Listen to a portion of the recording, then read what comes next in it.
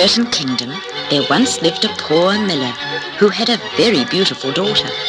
Her father was so proud of her that one day he told his king that his daughter could spin gold out of straw. It so happened that this king was very fond of money, so he immediately sent for the miller's daughter. She was led into a chamber where there was a great quantity of straw, and the king ordered her to turn it all into gold in one night. Of course, if she failed, then she would die.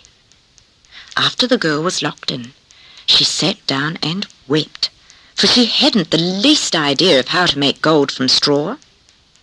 Suddenly, a small door in one corner of the room quietly opened, and there stood an odd-looking little man, and he said, "Why are you weeping?" Well, the miller's daughter explained to him what her father had said about her spinning gold from straw, and actually she didn't know how to at all. "What do I get if I do it for you?" he asked. "My bracelet," replied the girl, and she took it off and passed it to him. Quite satisfied with this, the little man then sat down and did as he had promised.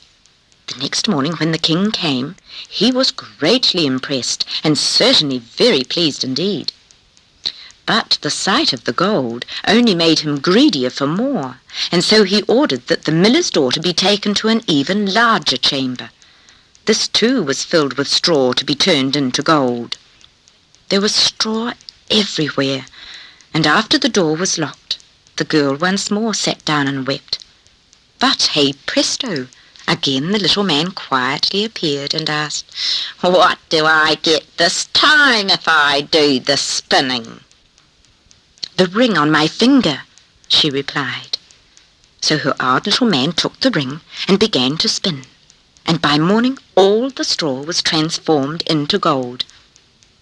Now the king still wasn't satisfied, and for the third night he ordered that she be locked up, this time in a chamber far larger than the others, and it was just heaped to the ceiling with straw.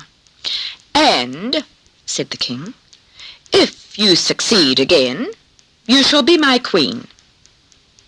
Sure enough, as soon as she was alone, the little man appeared again, and he asked the same question as before. "What do I get this time for all my hard work?" "Well," said the girl, "I haven't anything left." "In that case, then, you'll have to promise me that when your first child is born, you'll give it to me," said the odd little man. Because she knew no other way of getting the spinning done, the girl promised him what he had asked for, and once more he sat down at the spinning wheel. This third night he had to really work quickly, as there was just so much straw to be spun. But soon there was just a whole heap of gold. The next morning in came the king, and finding all he wanted, he kept his promise and married her. So it was that the miller's daughter really became queen, and in due course she had a child, and the odd little man appeared to claim his promise.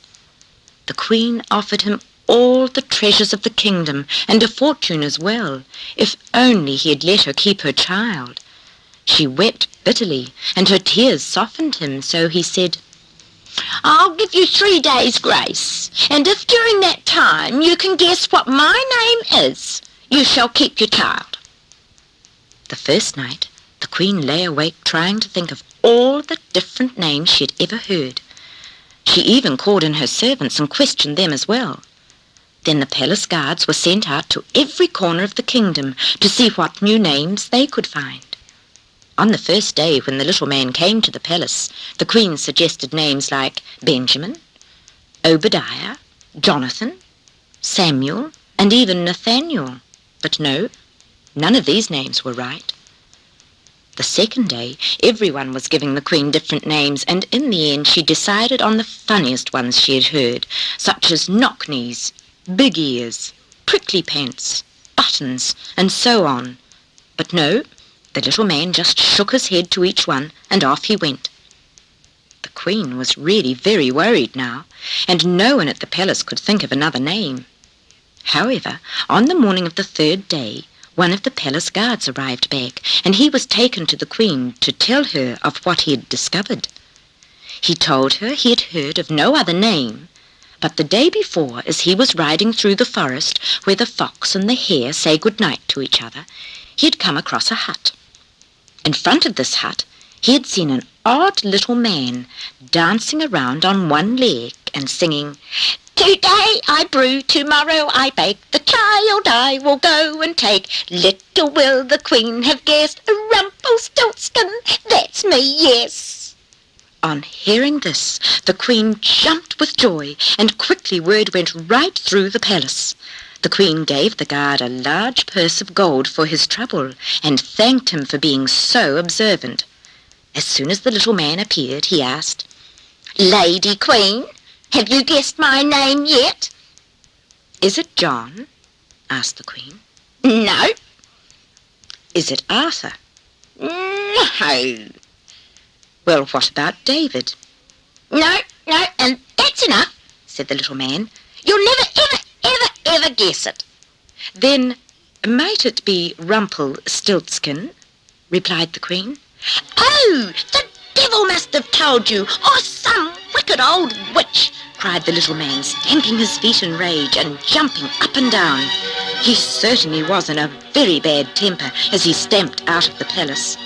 Everyone was laughing at him for having had all his trouble for nothing.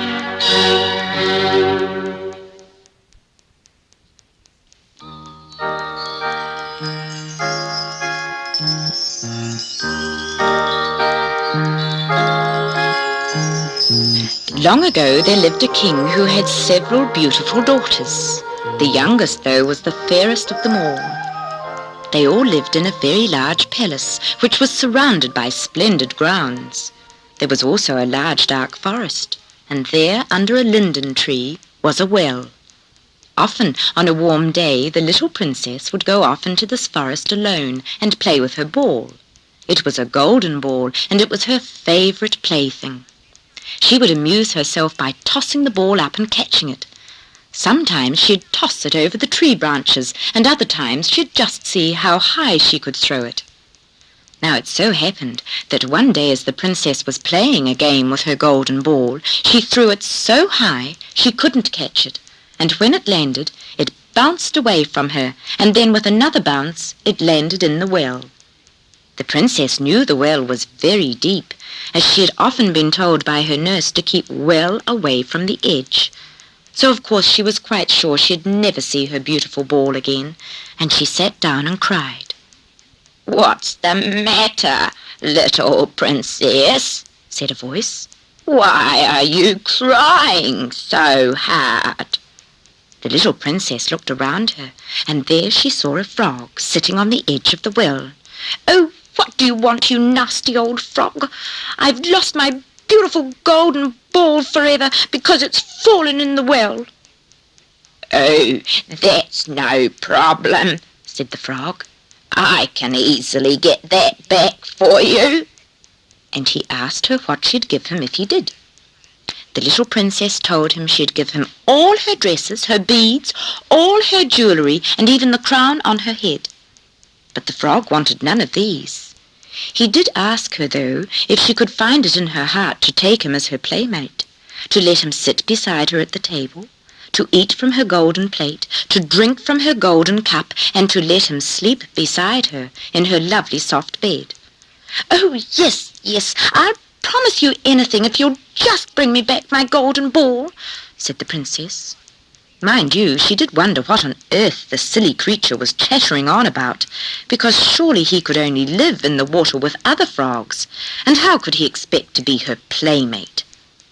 Anyway, as soon as the frog heard her promise, he jumped into the well and disappeared. In no time at all he was back up again, holding the golden ball in his mouth. He dropped it on the grass beside the princess. She was so excited at having her ball back that she picked it up and skipped away, quite forgetting about the little creature who had returned the ball. Wait, said the frog. "Please don't run so fast. I can't keep up with you." Of course the princess just didn't want to hear him, no matter how loudly he croaked. She kept running across the grounds and into the palace, with the frog still trying to follow her. She rushed up the great staircase and into the large dining hall, where she quickly slammed the door just in time. Her father, the king, could see his daughter was most worried and upset about something, and so he asked her what the trouble was. The princess then told him all that had happened out at the well, how her golden ball had disappeared and the frog had returned it, only after she had made a stupid promise to let him be her playmate. After all, who could imagine a silly, slimy old frog sitting at their table and eating from their plate? And as for going to bed with one, oh! The king was very upset and a little angry with his daughter, because he had always taught them to be honest and kind, especially if one made promises. Then one must definitely keep them. So straight away he told the princess to go and open the door at once and let the frog in. He hopped over to the table, and the princess was told to lift him up and put him beside her plate. She just shuddered and decided she had had quite enough to eat, because she wasn't going to eat off the same plate as a frog. He really enjoyed his meal, though. Then he asked the princess if she would carry him to her bedroom. Oh dear, the princess began to cry. It had been hard enough to touch the frog, and worse still to have him eat off her plate, but to have him in bed beside her, that was too much. "I would like to go to bed," said the frog. "Please take me there now." "No, I will not," said the princess. "You're certainly not going to sleep with me." With that, the king quietly reminded her of how the frog had helped her and of the promise she had made. There was nothing for her to do but pick up the creature and carry him to her room, where she very quickly dropped him on the floor. After she had undressed and climbed into bed, she heard the frog move across the floor, and next thing he was up beside her and on her pillow. The princess was so upset and angry all at the same time, and she shouted at the frog to go away. The frog just replied that he'd tell her father if she wasn't good and kind. So the frog decided he wanted to sleep under her pillow, and all the time the princess was crying, as she didn't ever think she'd be able to sleep with a horrid, wet and clammy frog there. However, she cried so much that in the end she cried herself to sleep. Next morning, as the sun shone in the bedroom window, the frog carefully crept out from under the pillow and hopped down onto the floor. As soon as he landed, the strangest thing happened. In that moment, he was no longer a fat, slimy frog, but a most handsome young prince with friendly blue eyes. "Oh, princess," he said, "look at me. I wasn't what I seemed to be. You see, a wicked old witch cast a spell on me, and no one but you could help me. That's why I waited and waited by the well for you." The princess was just speechless with surprise. The prince then asked her again if they could be playmates, and for years they did play together, and often with the golden ball. It's not hard to guess that when they grew up, they were married and lived happily ever after.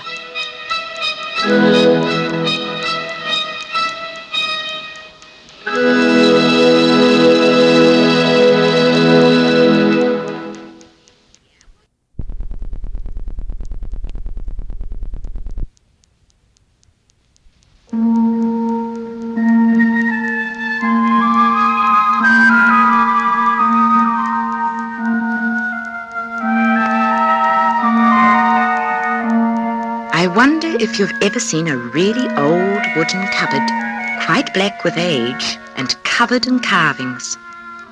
Just such a one sat in a sitting room. It was covered from top to bottom with carved flowers and little stags' heads with antlers. Right in the middle was carved a complete figure of a man. He looked quite odd, as he had goat's legs, small horns on his head, and a long beard. The children called him Top and Bottom Field Marshal Sergeant Major General Billy Goat, a rather long and hard name to say. Still, there he was, and all the time looking across towards the table under the mirror, where there stood a pretty little china shepherdess. Her shoes were gold, and her dress was decorated with a red rose. She also wore a golden hat and carried a shepherd's crook. She was very charming. Close by her stood a little chimney sweeper, also made of china, just as clean and neat as the other figures, and though elsewhere he was as black as coal, his face was as fresh and rosy as a girl's. Yes, the china maker could well have made him a prince if he had wanted. There he stood with his ladder, very close to the shepherdess, and they became engaged, for they were both young, both made of the same china, both fragile, so they suited each other. Not far off stood a figure of an old Chinaman, 3 times as big, and he could nod his head. He was also made of china, and although he couldn't prove it, he said he was grandfather to the shepherdess. He claimed to be in charge of her, and he had told Top and Bottom Field Marshal Sergeant Major General Billygoat he could marry the little shepherdess. "You'll have a husband," said the old Chinaman. "One, I do believe, made of mahogany. He can have you made Mrs. Top and Bottom Field Marshal Sergeant Major General Nannygoat. He has a whole cupboard full of silver, which he has stored in secret drawers." "I don't want to go into the dark cupboard," said the little shepherdess. "I've heard it said that he has 11 china wives in it." "Oh, then you can be the 12th, said the Chinaman. "This very night, as soon as the old cupboard creaks, you'll be married, as sure as I'm a Chinaman." And he fell asleep. The little shepherdess wept and gazed at the chimney sweeper, for he was the one she really loved. She begged him to go out into the wide world with her, and he agreed to. He felt sure he could provide for her, and so he showed her how to put her little feet on the carved edges and flowers, till at last they reached the floor. Suddenly, from the old cupboard, a great commotion started up. All the carved stags were twisting and turning their necks. The Top and Bottom Field Marshal, Sergeant Major General Billygoat, was jumping around, shouting, "Look, they're running away! They're running away!" Quickly they jumped into the drawer under the windowsill. There were 3 or 4 packs of cards in there, some of which were missing, and a little toy theatre that had been put together as well as possible. There was a comedy being played, and all the queens of spades, hearts, clubs, and diamonds sat in the front row. Behind them stood all the jacks. The play was about 2 people who couldn't marry each other, and the little shepherdess wept, for it was just like her own story. "I can't bear this," she said, and they left the drawer. When they again reached the floor and looked up at the table, they saw the old Chinaman had awakened and was rocking his whole body to and fro with anger. "The old Chinaman's coming," cried the little shepherdess, and she was very frightened. "I've just had a thought," said the chimney sweeper, and he suggested they crept into the big pot-pourri vase and threw salt if the Chinaman came. But that was no good, as the Chinaman and the pot-pourri vase had once been engaged, so the only thing to do was to go out into the wide world. But of course once they did that, they could never come back again. The chimney sweeper knew he had to go through the chimney, and so he asked the shepherdess if she was brave enough to creep through the stove with him, through the flues and the tunnel, and mount up so high they would be safe. He led her to the door of the stove, and through they went. It was very, very dark until they were in the chimney. When they looked up, they saw a lovely star shining down on them, as if it were showing them the way. They clambered and crawled. Oh, it was a terrible way, and very high. But the little chimney sweeper helped her, and at last they reached the edge of the chimney where they sat down to rest. Heaven with all its stars was above them, and below them the town with all its houses, the wide, wide world. The poor little shepherdess had never imagined it like this, and she leant her head on the chimney sweeper's shoulder and cried. She cried so much the gold broke off her dress. "This is too much," she cried. "It's all too large. Oh, I wish I were back on the table under the mirror. I followed you out into the wide world. Surely, if you really loved me, you would take me home again." The little chimney sweeper quietly spoke to her about the old Chinaman and top and bottom Field Marshal Sergeant Major General Billy Goat, but she wept so bitterly that he agreed to go back with her. It was very difficult climbing down the chimney and not at all pleasant, but at last they did find themselves back in the stove. Everything in the room was quiet, and when they peeped out, alas, they saw the old Chinaman lying in the middle of the floor. He had obviously fallen off, as he was broken in 3 places. Top and bottom Field Marshal Sergeant Major General Billy Goat stood where he had always stood, thinking over what had happened. The little shepherdess was so upset, but the little chimney sweeper told her that the old Chinaman could be put back together again, and he'd be as good as new. So they both climbed up to the table to the place where they had stood before. As it happened, the old Chinaman was put back together again, but he could no longer nod his head. Top and bottom Field Marshal Sergeant Major General Billy Goat only wanted to know if the little shepherdess was to be his wife. But of course, the old Chinaman couldn't nod his head, and so the chimney sweeper and the little shepherdess remained together, and they loved each other until they broke into many pieces.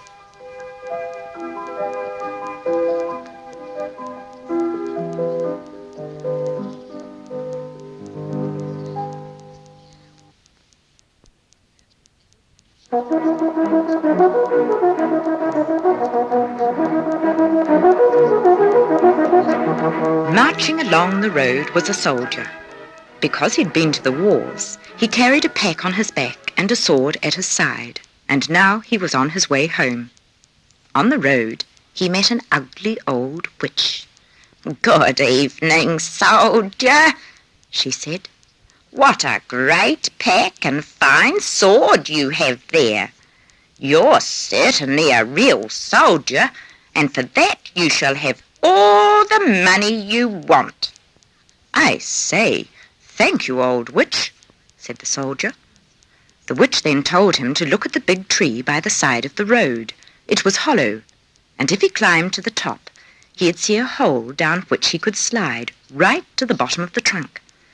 The witch was to tie a rope round his waist so she could pull him up again. "Pray tell me what I am to do at the bottom of the tree," asked the soldier.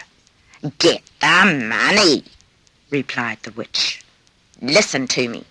And she went on to say how he'd find a passageway down there, all lit with hundreds of lamps. There would be 3 doors, and behind the first door he'd see, sitting in the middle of the room, a great treasure chest with a dog on top.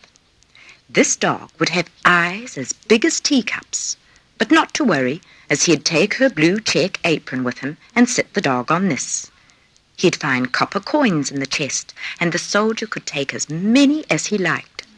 However, in the next room, where a dog with eyes as big as mill wheels sat on a chest, the soldier would find silver coins. And in the 3rd room was a chest of gold. But the dog sitting on this chest, well, his eyes were as big as watchtowers. But he'd not harm the soldier as long as he was put on the blue check apron. "But what am I to give you, old witch?" said the soldier, "for you can't be doing this for nothing." "Oh, I am, she said. "Not a penny do I want, but you can bring me back an old tinderbox my grandmother left there by mistake." So giving the blue check apron to the soldier, the witch then tied the rope around his waist, and he climbed down the tree, let himself right down inside the trunk, and everything was just as the witch had said. In the first room, sure enough, was the dog with eyes as big as teacups. "Hello, pretty fellow," said the soldier as he popped the dog onto the witch's apron and took as many pennies as his pockets would hold. Closing the chest, he put the dog back on top and went into the next room, where the dog with eyes as big as mill wheels sat and stared at him. "Now don't stare at me like that. You'll hurt your eyes," said the soldier, and he set the dog on the apron. Catching sight of all the silver in the chest, the soldier threw away all the pennies, and he filled his pockets and his pack with nothing but silver. Then he went into the next room, and that was terrifying. The dog really had a pair of eyes, each as big as a watchtower, and they rolled round and round. Good evening, said the soldier, and he saluted. He'd never seen such a dog before, and as he stood staring, he thought, well, the sooner it's done, the better. So he removed the dog from the chest. What a sight of gold was there, and so he threw away all the silver and took gold instead. He even filled his boots, and he could hardly move. After putting the dog back on the chest and slamming the door, the soldier shouted up through the tree that he was ready. "Have you got the tinderbox?" called the witch. "Oh, I'd clean forgotten," said the soldier, and he went to find it.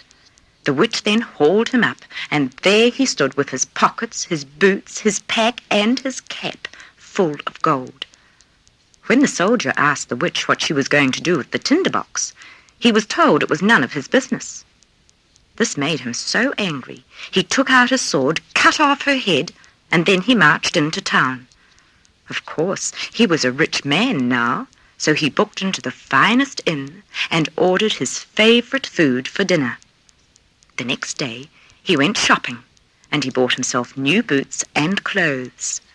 He met many people in the street who all talked to him and told him about their town. They even told him the story of their king and his beautiful daughter. It was very sad, though, as no one was allowed to see the princess, because it had been foretold that she would marry a common soldier, and the king didn't like this.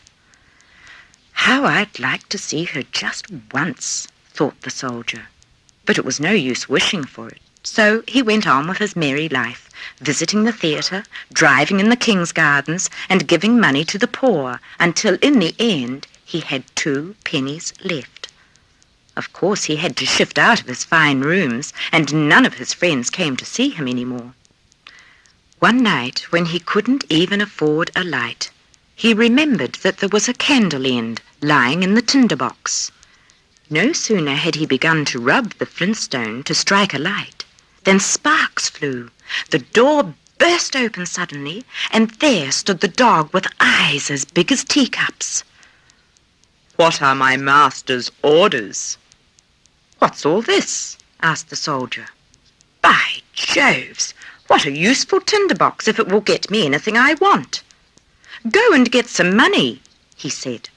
And no sooner was the dog gone than he was back again with a big purse of pennies in his mouth. What a wonderful tinderbox it was! If he struck it once, the dog with copper coins came.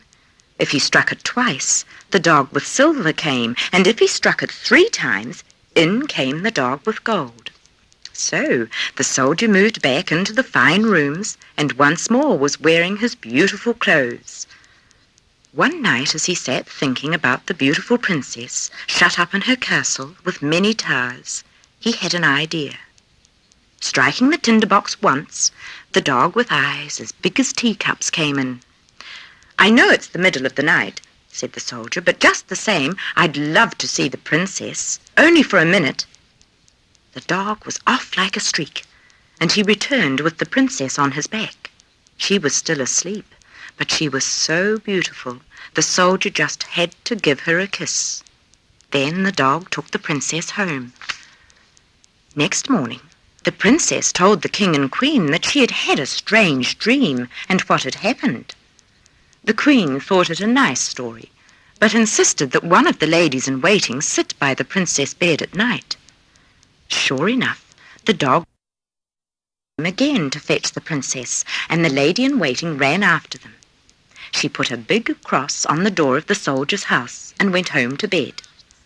After the dog had returned the princess, he saw the cross, so taking some chalk, he put crosses on all the doors in town. When the king and queen came into town with the soldiers, it was useless, as everywhere they looked there were crosses. But the queen was a very clever woman, and she took her big golden scissors, cut up a piece of silk, and sewed it into a pretty little bag, which she filled with flour. She tied this to the princess' back, and then cut a tiny hole in one corner so the flour could run out and leave a trail. The dog never noticed the flour running out, but the next morning when the king and queen came with their soldiers, they went straight to the right house. The soldier was thrown in prison to be hanged. Fortunately, he saw through the iron bars the bootmaker's boy, and he asked him if he would go and get the tinderbox, and for this he'd earn 4 pennies. This done, the soldier was then led out to the gallows, where he asked if he could smoke one last pipe. The soldier struck the tinderbox 1, 2, 3 times, and suddenly there were all the dogs. "Now help me," cried the soldier, "so I shan't be hanged." And the dogs flew at the judges and the whole council, as well as the king and queen. The soldiers were very frightened, and the people cried out, "Dear kind soldier, be our king and marry the lovely princess." So they put the soldier into the king's coach, and the dogs ran ahead of it, while all the people cheered and whistled. The princess came out of the castle and became queen. The wedding lasted 8 days, and the dogs sat at the table staring, with their great eyes going round and round.